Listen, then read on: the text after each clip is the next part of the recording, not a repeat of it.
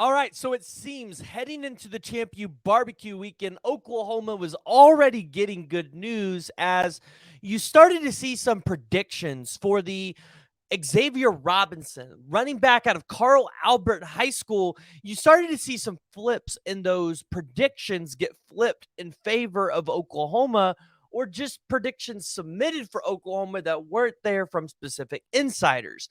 And then you get into the ChampU BBQ weekend. And that's kind of what we got to talk about.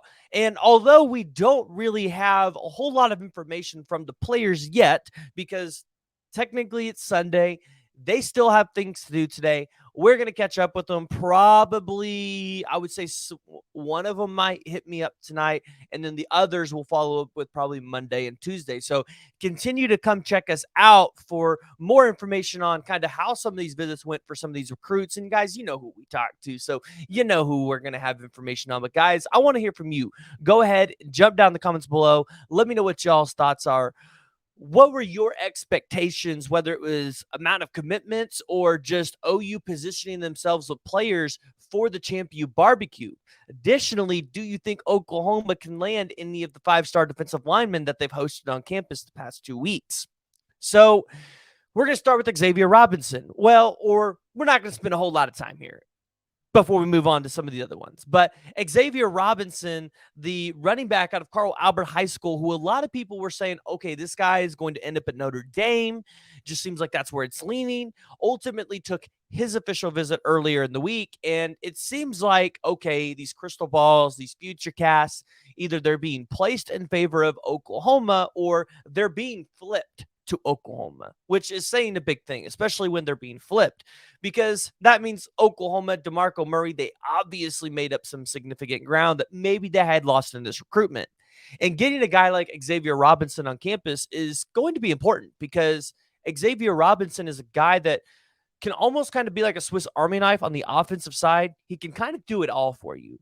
And yeah, ideally, I think Oklahoma would probably want to play him at the eight or the H the H-back position, but I know Xavier Robinson would probably like to have some touches at the running back position. So it's going to be interesting to see exactly how Oklahoma navigates Xavier Robinson and wants to use him because, well, it might be different in the way that Xavier Robinson sees himself being used. But I'll say this, if Oklahoma is able to go out there and land him, you're just getting a tough running back. That's what you're getting. You're getting a guy that I think is going to be able to play a little bit of pound for pound football in the SEC, which is what you're going to have to be able to do, especially as you build these tremendously tough offensive lines, which you're going to have to do in the SEC to be able to compete. We've talked about it, building the trenches, but we're not going to hang out around there a whole lot today. Now, you also saw crystal ball predictions, future cast predictions being flipped for Caden Durham. And most notably, you saw the one from Parker Thune. He submitted the future cast for Caden Durham, and then who's with OU Insider over at Rivals. And then you saw another feature cast flipped from LSU by Landon Rosso, a Texas A&M insider. So he had Caden Durham at LSU and flipped his prediction to Oklahoma. Now, I want to say this. Usually in my book, right, when we look at predictions and how you can kind of tell that it's really favoring a specific school is when insiders for one school start putting their predictions in for the rival school. So what I mean by that is the insiders for LSU, if they start submitting their crystal balls in favor of Oklahoma, then it's kind of telling at that point because they're going to do all they can do to keep their fan base happy and give them as accurate information as possible. Now, Steve Wiltfong still has his crystal ball for LSU submitted into the 247 sports system in favor of LSU at a 6. Now, 6 out of 10, that's what he thinks Caden Durham will end up at LSU. So let's just say 60% chance. Mike Roach believes at a 70% chance that he will end up at Oklahoma. So Caden Durham was on campus, and you've heard that, hey, he's friends with the likes of David Stone, Xavier Robinson, and all of these guys. And so you feel good that if Oklahoma can land the duo of Xavier Robinson, who's 6'2", 220 pounds at that running back position, land Caden Durham, who is 5'9", 180 pounds at the running back position. So you kind of see where I'm getting at with the difference in these two guys. Xavier Robinson, I think, is going to have a lot of abilities to be used in many different ways for this offense, while Caden Durham might be your traditional running back. But if you land those two guys, you're potentially positioned well to land a David Stone, because I think we all expect Michael Patterson McDonald, even though, let's be honest, Michael Patterson McDonald is going to enjoy the recruiting process, take his visits, because he's got a spot on this team.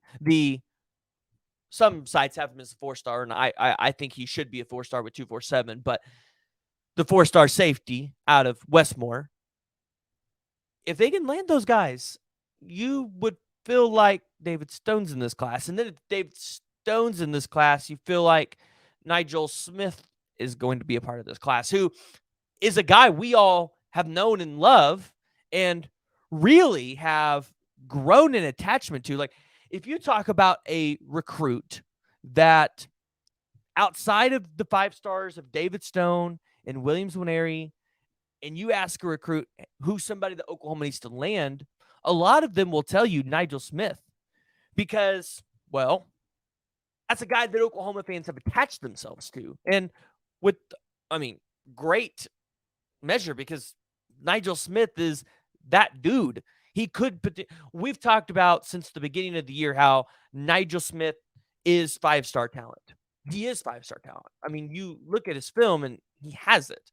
The question is, can he put up a good enough senior season to be ranked as a 5-star? And some of you guys might laugh me off the face of the earth, but hey, you know what? This is an opinion, so take it for what it's worth, right? Ultimately, I don't think we're going to see Nigel Smith move up his commitment date. We've talked about it with him many times. I plan on going out there for the senior night against Rice City and Melissa, Texas, where he will be committing at the new football stadium. I don't expect to see him move that up, but maybe you see Nigel Smith give a silent commitment to his staff, not take any more visits, or maybe he's like, hey, guys, I'm committed, but just an FYI, just to keep everybody off the loop, I'm still taking the visits, but just know I'm with you guys. I'm riding, and you're going to get my commitment on this date. Now, obviously, the staff has their rules, and they would probably like to see him not take those visits because, well, if you're committed to Oklahoma, you're not taking other visits. So we'll just have to kind of watch that recruitment and see how it's all going to line out, because I would love to have Nigel Smith in this class, add him to that defensive line, because like I said many times, let's say you don't get a Dominick McKinley or a Williams Nwaneri, but you just get a David Stone, a Nigel Smith, a Jaden Jackson, maybe an Alex January, and a Ja'Shawn Ross, and a Danny Okoye. That's still a pretty dang good defensive line. Now, you only took 3 interior guys, and I would like to see Oklahoma take the 4 or 5 range. If you get 2 5-stars, 4. If you don't get a 5-star, maybe 5. Because, well, you're heading into the SEC. You need to build a young defensive line, because you're starting in 2024 when you're probably going to be starting a bunch of these young guys. And the transfer portal will still be a thing Oklahoma's going to dip out of probably for the next 2 or 3 years. Like, they're still going to take a decent amount of players in the transfer portal to make up for some of the lack of experience that will be on this team. And that's no knock on these players. It's just you can't bring in true freshmen and expect them to have the experience of a senior. So Oklahoma had other big guys on campus this weekend, big targets, targets that Oklahoma would really like to have, like a Michael Boganowski, a Devon Jordan. They also got in a Caden Massey, who just took an official visit to Ole Miss. They got on Samaj Jones, which we've talked about the quarterback position at Oklahoma. And hey, why do they want to take a second quarterback? The reason being, you don't want to be in the same position as you were this last season, where you have to turn to a backup, and maybe the backup is not, capable enough to understand the system yet. So you want to be able to have multiple scholarship quarterbacks. You don't want to be in a position like you were when Lincoln Riley left. So getting Samaj Jones adds depth. Samaj Jones going in there, fighting Michael Hawkins for QB number 2. one, you just love to see it. Creates competition and makes the whole team better. So, and then you got James Nesta, a guy that is, well, hold on. Let's start with this way. So I know a lot of you guys saw the tweet of Skip Johnson and the Times 2 honestly could mean anything. And I get it. A lot of people are going to feel really good about James Nesta and Taylor Tatum at that point, mainly because they're both baseball guys. So baseball was going to be a huge impact in recruiting for both of these dudes. Now, James Nesta, you're fighting North Carolina and Miami, two decent baseball schools. And then obviously Oklahoma. Oklahoma's got the ability to tout with both of these recruits. Hey, we put Kyler Murray into the NFL and the MLB. And most recently, just went to Omaha last year. So you're going to come into a team, which I don't know a whole lot about the baseball team, but I would assume by the time these guys get on campus, it'll be an experienced team. So you'll have an opportunity to be able to come in and help light a fire and potentially make another run at Omaha, right? If you're Oklahoma, that's what you expect, especially going into the SEC, that's going to be something consistent that you will be able to do. So you look at ChampU BBQ weekend, not a lot of information yet. Just because it's Sunday morning, probably tonight and going into Monday, we will have more videos coming out with a little bit more information. I'll try to get you guys some quotes. We're definitely going to be talking to Bennett Warren because that's a recruitment that I was curious to see. Okay, I know it's Michigan right now, right? There's no hiding that. Like Bennett Warren has expressively said, Michigan is the leader. But I was curious to see, okay, well, when he gets on campus and gets up there with Bill Beanbow, does the tune kind of change a little bit? Because where Oregon might have originally been the take, Oregon didn't have any spots for an offensive tackle anymore. So he had to kind of reevaluate, and Michigan ultimately got that spot number 2. And, if you guys have listened to me, I've told you guys, Bennett Warren, I thought was a Michigan-Tennessee take, Oklahoma in 3rd or 4th place, depending on if Oregon was still in there. And, we'll just have to follow up with him and find out, and then we'll get you guys some on Michael Patterson. I'll reach back out to Dominick Mckinley. No promises there. It's kind of a hit and miss. And, we'll get you guys some more information. But guys, I want to hear from you. Go ahead, jump down in the comments below. Let me know what y'all's thoughts are. If you guys are watching to the end, important news, we'll be dropping this on the social medias and stuff all week. But I will be recording a bunch of videos, recording a bunch of recruitment videos. And the reason being, I'm going on honeymoon on Friday. And I don't plan on recording. Kaylee said I could, but I don't plan on recording. So I'm going to be pre-recording a lot of stuff. So some videos might seem like, hey, like, where's this information? Like, it's outdated. Just give you guys an update on what's going on. So guys, again, jump down in the comments below. Let me know what y'all's thoughts are.